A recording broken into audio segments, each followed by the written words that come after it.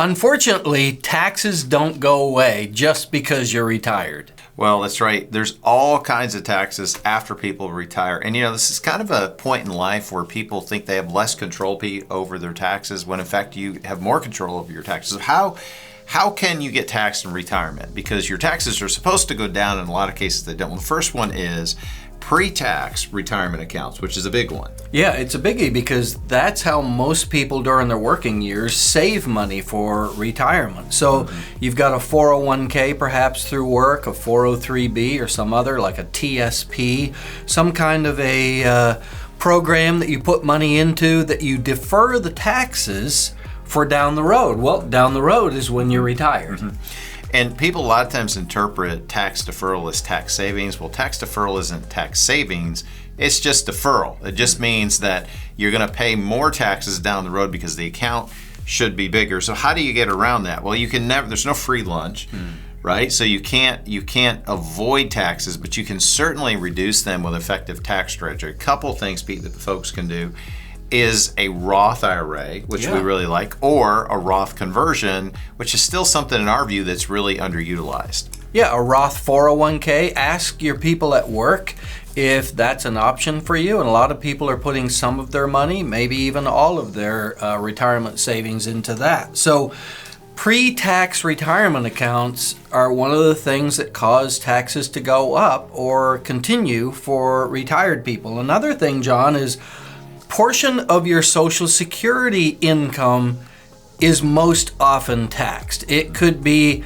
taxed at 50% of it could be taxed, 85% of it could be taxed, and that's at your ordinary income level. A few lucky people, I guess, 0% of their Social Security is taxed. But oftentimes there's a lot of pre-planning that goes into that, or you've got to have really low income, and not everyone wants that. So are you really lucky? Because chances are if you're not getting taxed at all on Social Security, you probably have very low income. So you're probably not as lucky as that sounds.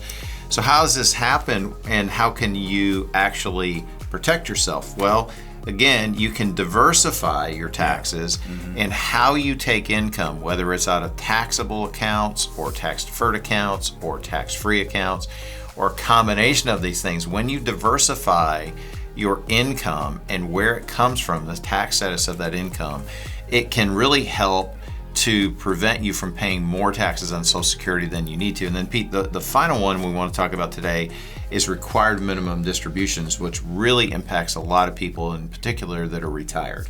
Yeah, again, those pre-tax accounts like the 401k, the 403b, the TSP, those kind of things. Well, at a certain age, you have to take a required minimum distribution, whether you need the money or not. They force you to take a certain amount out, and when you do, you pay taxes on that. And it's taxed, again, at ordinary income, which is typically the highest amount of income tax that you will pay.